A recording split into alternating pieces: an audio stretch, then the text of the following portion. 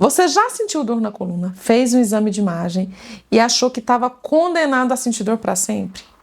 Ou então, fez um exame de imagem, não deu nada e aí então você não sabia mais o que fazer?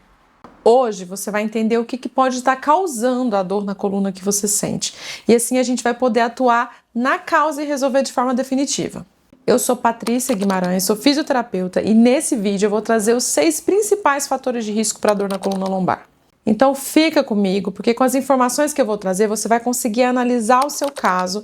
E então no final eu vou te direcionar para aula de yoga específica para o seu tipo de dor, seja para fraqueza muscular ou então para falta de mobilidade ou mesmo inflamação no ciático. Vamos descobrir qual é a causa? A dor na coluna lombar, ela pode ser causada por uma lesão anatômica. E as principais lesões são a estenose do canal vertebral, que é um estreitamento desse canal que a gente tem no meio da coluna, onde passa a medula. Doenças degenerativas do disco, então aqui entre os ossinhos da coluna, entre as vértebras, estão os discos intervertebrais. E eles são responsáveis por amortecer o impacto. Eu posso ter um processo de desgaste, de degeneração, artrose, com redução do espaço do disco, e isso pode levar a uma compressão, por exemplo, dessas raízes nervosas que saem da coluna, vão para os nervos, vão para os músculos, vão para as outras partes do corpo, e então causar dor. A hérnia de disco é um exemplo desse tipo de degeneração que pode levar a uma compressão de raiz nervosa bem aqui nessa região e favorecer dor na coluna. Lesões musculares ou distensões, lesões que acontecem nos músculos que estão aqui ao redor da coluna também podem causar dor. Outras causas são a espondilólise e a espondilolistese, que é um escorregamento dessa vértebra com compressão, e também as fraturas por compressão vertebral. Existem vários outros tipos de lesões que causam dor na coluna, mas quem faz o diagnóstico dessa lesão é o médico. Mas aqui eu tenho uma informação muito importante para você. A maior parte das dores na coluna lombar não tem relação com uma lesão específica. Ou seja, quando você faz um exame de imagem, não dá nada no exame de imagem, mesmo você apresentando dor. Esse é o número mais frequente, a gente chama isso de dor lombar não específica.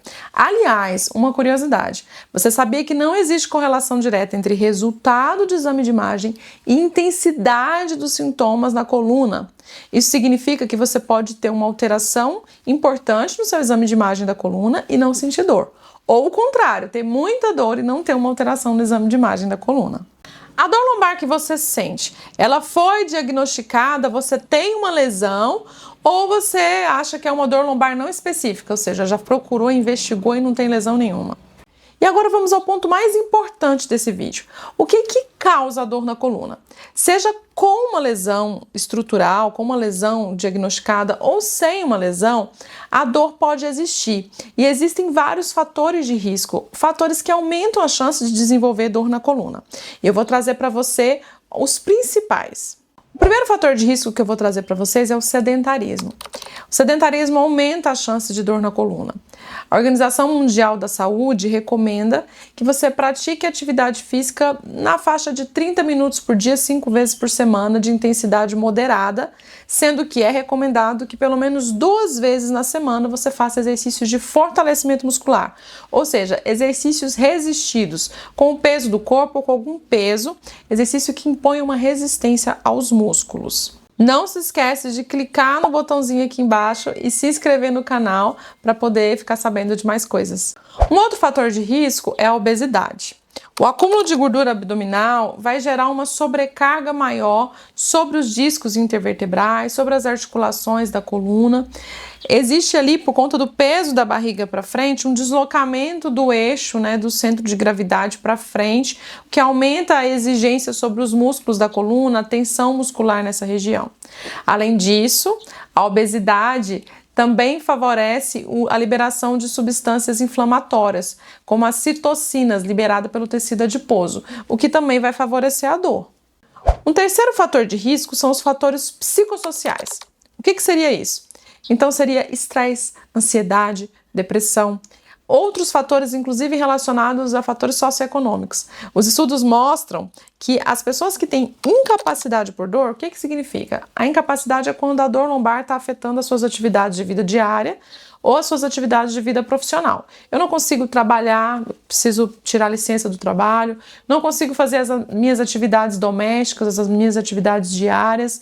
Quando a dor lombar se torna incapacitante, percebe-se nos estudos que tem uma correlação direta com os fatores psicossociais. Geralmente, os fatores psicossociais estão presentes. Então, a gente está falando de saúde mental, de saúde emocional. Então, não dá para a gente pensar apenas no aspecto físico. O aspecto mental e emocional influencia sim na ocorrência de dor na coluna.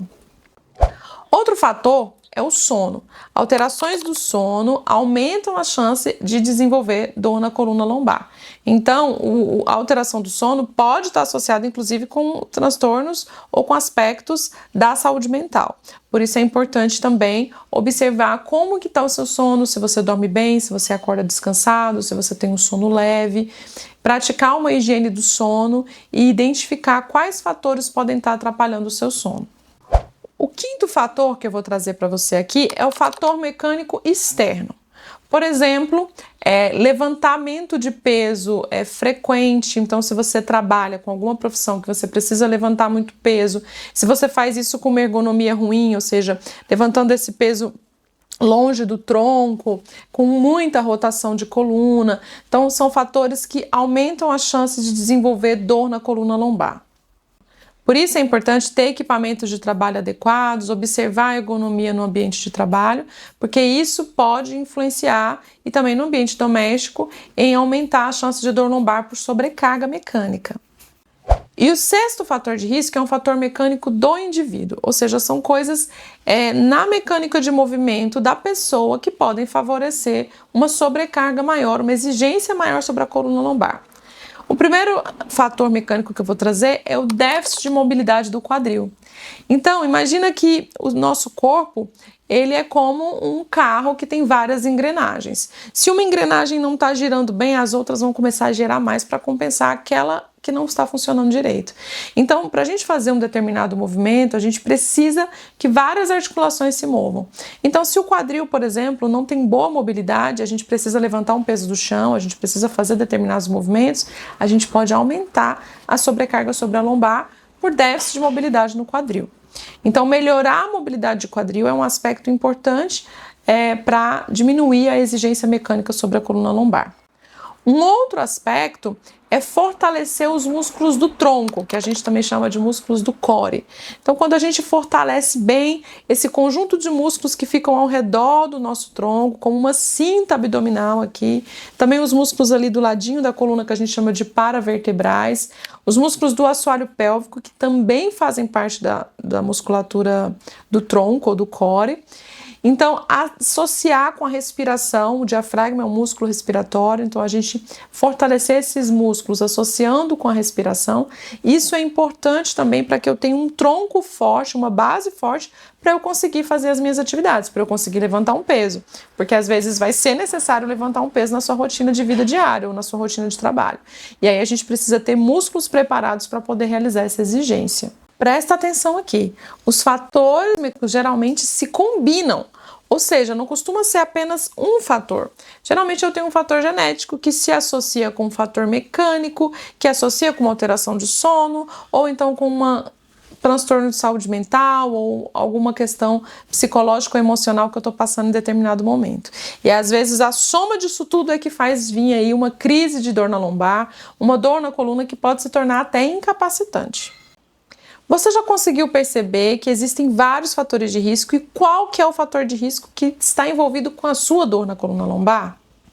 É importante que a gente tenha uma estratégia direcionada para aquilo que a gente apresenta, para os fatores de risco que estão relacionados à nossa vida e aqueles que a gente tem algum controle, que são os fatores modificáveis, relacionados ao comportamento, relacionados a exercícios, relacionados a hábitos da nossa vida diária.